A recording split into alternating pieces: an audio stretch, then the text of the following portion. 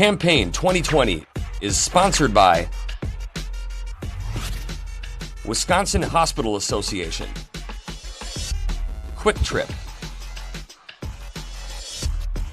Wisconsin Counties Association, Wisconsin Realtors Association, and Wisconsin Operating Engineers Local 139.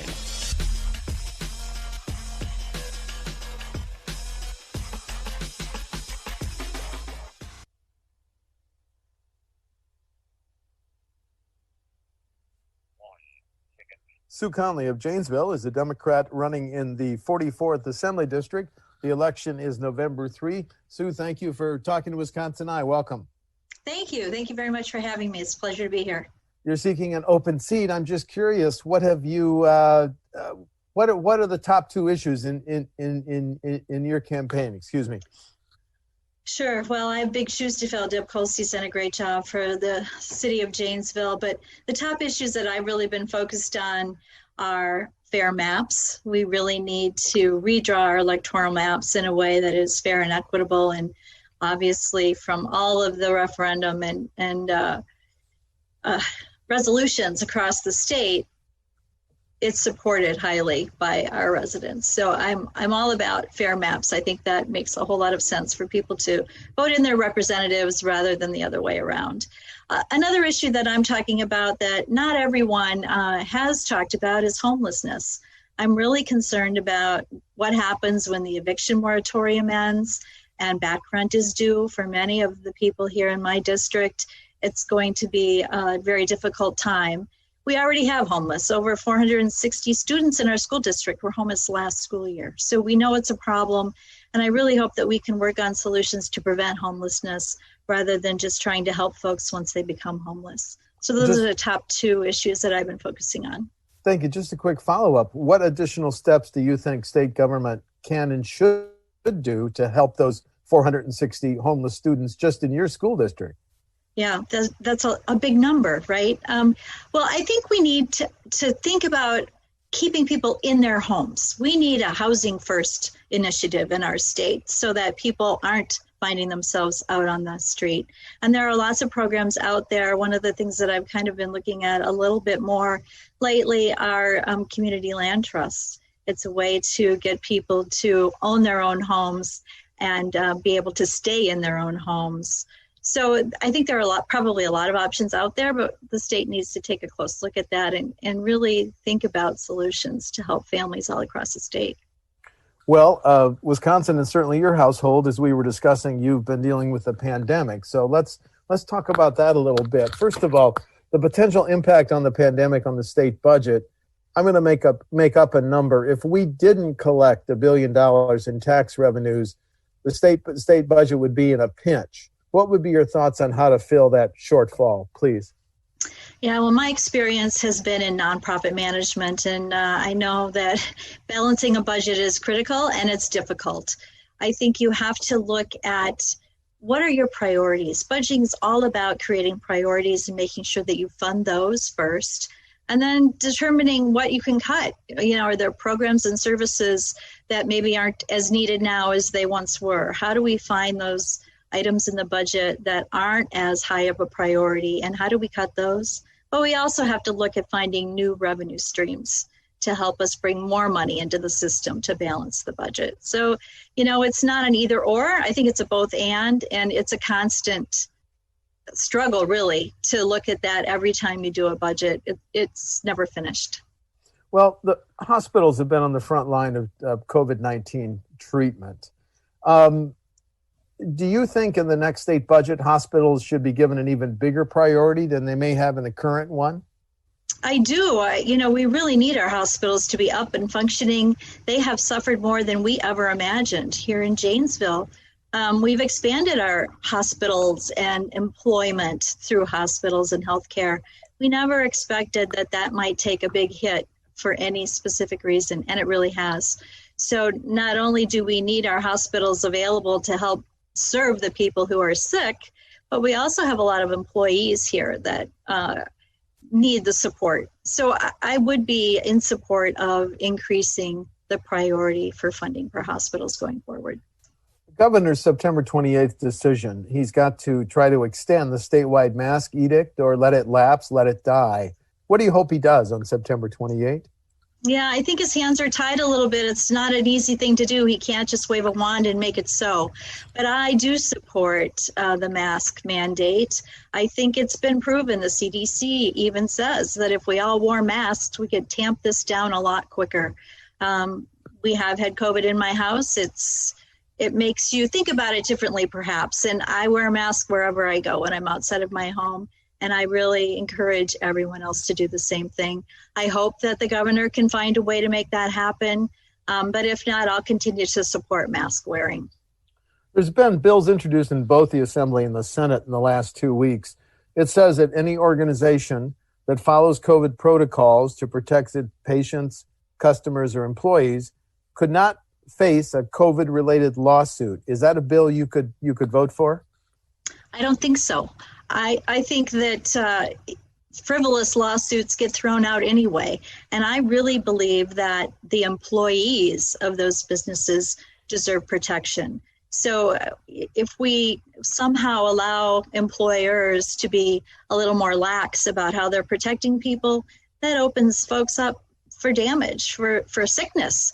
So I would not support, in general, a law that softens that for employers. I think it's important that they do as much as they can to protect their employees and their customers.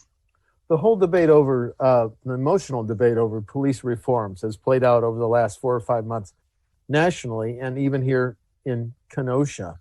The governor's got 9 bills. Republican Senator Weingart has 7 or 8. The speaker's going to form a task force. The Black Caucus has its own agenda. Are there any specific policing reforms that you feel should be enacted? Oh, I think a lot of what the governor has put forth definitely deserves debate, and it's disappointing that the legislature didn't take that up. I do hope that the task force does come together and take the best ideas from wherever they might come from and come back with some laws. Here in Janesville, our police force has been working on this for about a decade, and there are some initiatives in place that we have here that could probably be a model for other communities in the state around implicit bias training, use of force guidelines, eliminating chokeholds, things like that. The governor has put forth things like that, and I really think we need to get on top of it. I hope the task force can work quickly to come back with some recommendations and some real legislature that gives us guidelines all across the state. As our neighboring states, including Illinois, legalize medical and recreational marijuana, what's your position on that? I would support legalizing marijuana, both medically and I don't know if it's recreation is the right term or not, but I do believe that we're surrounded by it. It's going to happen here. I don't believe that it should be illegal. Well, in your experience working with nonprofits, then you've had interactions with governmental entities. Let's talk about property taxes. We're a high property tax state. Mm-hmm. Schools and local governments have had to live with caps and limits on property taxes to control property taxes on homes for about 20 years. Should those limits be continued? Well, I'm not generally opposed to caps and limits, but they're just a couple pieces of the big puzzle. State shared revenue formula has been frozen since 2003. Our community doesn't look like it looked in 2003. I think our whole funding system needs an overhaul. It's outdated. It's not equitable. So I don't think you can look at just one piece of that puzzle. I think we need to look at all of the pieces, both for local governments and for school districts. Those formulas are out of date as well, and we really should focus on bringing new ideas to figure out how we can equitably support and fund local governments and school districts. Well, just to follow up on that, does that mean ideas like Representative Goyke has for Milwaukee, where if a referendum is passed, the city could levy a half-cent sales tax? Or are you willing to consider that type of new alternative revenues for local governments? I am. I believe, though, if we're going to allow local governments to impose a sales tax, that perhaps we should ask them to designate it for something specific. in Janesville, for instance, I think we need more funding for our road maintenance, and that could really give us a boost. We have 330 miles of roads, and we're only able to repair 12 miles a year. At that rate, we never get caught up. We just can't afford to do any more than that. So a local sales tax here could really be beneficial to our road maintenance program. And I'm sure communities all over the state have other issues that they'd like to focus on as well. Roads and highways. Last year, Governor Evers recommended raising our gas tax, which is 30.9 cents per gallon, hasn't been raised in 10 or 12 years, to stabilize how we pay for highways and bridges. Could you vote to raise the gas tax? I could. And I would also make sure it included indexing that gas tax amount. I think gas tax makes a lot of sense because the people who use the roads are paying for the roads, whether or not they live in Wisconsin. I think we're leaving a lot of money on the table that we could be adding to help our roads. And it makes perfect sense to me to increase that tax and make sure we stay on top of it. But I also think we need to have an eye to the future because fewer and fewer cars are going to be gas only. We're going to have more hybrids, more electric cars on the road. How do we incorporate that into the whole gas tax type of structure that we have for our roads? If a school district or a local government wants to approve a major public works project, should they have to give a preference to Wisconsin businesses? You know, I've looked at that actually locally recently because in Janesville, we've got this buy local, shop local initiative going on. We really want to encourage people to support our own community members. I do think that makes some sense across the state, but there's a lot of complexities to that. It adds layers of bureaucracy and cost to that. So it has to be a balanced approach, and it has to be something that we can all live with. So I think that it's possible. I think it's going to be a lot of work to figure it out. There are communities that are doing that now. I think the city of Milwaukee has policies in place for that to happen. So we need to look at that, see what's working well, what needs to be tweaked. But I do believe that we should give Wisconsin companies maybe a little extra bonus points, perhaps, in the evaluation of their proposals. When I interview people from Janesville, I'm always interested. What's the update on the old Janesville plant? How is it being redeveloped? How far along is it? Can you just give me the overview of what's going on? Yeah, the plant was purchased, I think almost 2 years ago now. The buildings are totally down. There's still some piles of rubble there. The city's working with the redeveloper to try to find folks who might want to purchase portions of it. It's a big piece of land. And so there are several ways that it has been split up. There are lots of ways to divide the land. There are several different uses that it could be used for. And I would anticipate that the city will eventually end up with a TIF or a TID, tax incremental financing district, for that general area. And I think, once we get past COVID and things start moving again, I think we'll see some redevelopment there that will really benefit the community. There's nothing new on that site right now, is there? There's not, no. Okay. I'm just curious. Okay, last question. Differences between you and your opponent on November 3? Well, I certainly have been focusing on fair maps and how important that is to our state. I want to end the partisan gerrymandering very much. I'm focusing on homelessness and how we prevent that from happening. And I'm also talking a lot about state shared revenue and that formula and how it disadvantages our community specifically. We're at the bottom of the per capita dollar amount that we get. If we were even average, we'd get an extra $5 million a year that we could use for roads or other things. And COVID obviously overlays all of that. We've been talking a lot about COVID and how it impacts our community. At the city of Janesville, we've been trying to create new ways for our businesses, restaurants, things like that to operate during this time.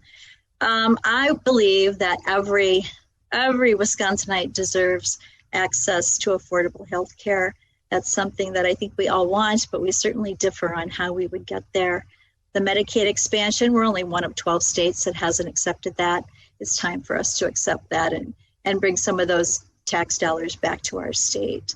So those are the things that I have been focusing on throughout my campaign. Thank you. Sue Conley of Janesville is a Democratic candidate in the 44th Assembly District. The election is November 3. Sue, thank you for talking to WisconsinEye. Thank you very much for having me. Take care. Thanks. Campaign 2020 is sponsored by Wisconsin Hospital Association, Quick Trip, Wisconsin Counties Association, Wisconsin Realtors Association, and Wisconsin Operating Engineers Local 139.